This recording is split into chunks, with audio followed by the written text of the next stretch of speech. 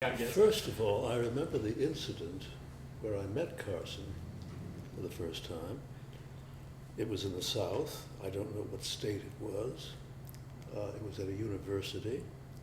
I was being given an early award of some sort, and Carson was there, and we met and liked each other instantly. I had known her work.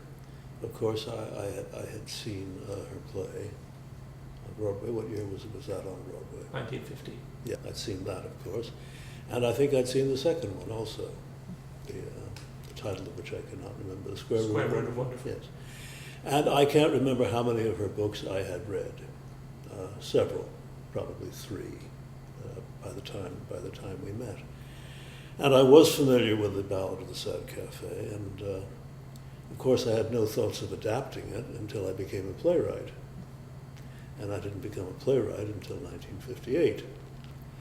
And so when I met her, I guess in 1961, I suppose, I can't remember whether I proposed it then. I'm very bad with dates. I can't even recall specifically when I made the adaptation. I think it was around 1963, was it not? 64, 63 probably. I may have mentioned it to Carson that I was interested in doing an adaptation for the stage. I'm sure she warned me against it, saying there's nothing dramatic there. I said, you just wait, and you will find that there is. So I knew her work quite well by the time we met. Was already quite ill, had suffered strokes, and was in not very good health by the time we met. But I liked her a lot. She seemed to like me too. We seemed to enjoy each other's presence, which was nice. And so I decided to do the adaptation of The Ballad of the Sad Cafe. And I got her permission, and she didn't ask for any approvals. She'd seen a couple of my plays, I guess. This must have been after Who Was Afraid of Virginia Woolf, I suppose, in '61. So she knew my work, either reading it or seeing it. And she asked for no approvals. Didn't want to see sections of it as I went along, or even approval of the final thing. She trusted me, I guess, and assumed we'd had some conversation about it, that I wasn't going to be doing anything outre, any more outre than the piece was. So, do anything outre with it. I think I probably sent her a copy of it after I finished it, and she seemed quite pleased. I tried to have a couple of conversations with Carson about one or two things in the book that troubled me. Why, for example, specifically why she threw her husband out of the house on the wedding night. I thought I knew what it was.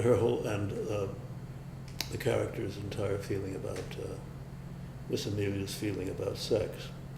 It was my assumption that it related to Carson's own sexuality, very much so.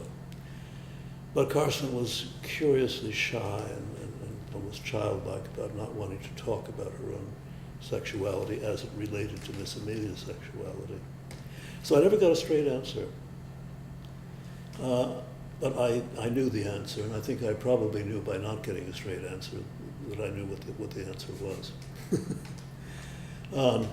I intentionally left several passages from the book to the narrator, passages about the nature of love and things of that sort, which were so beautiful I didn't want anybody to get in the way of them.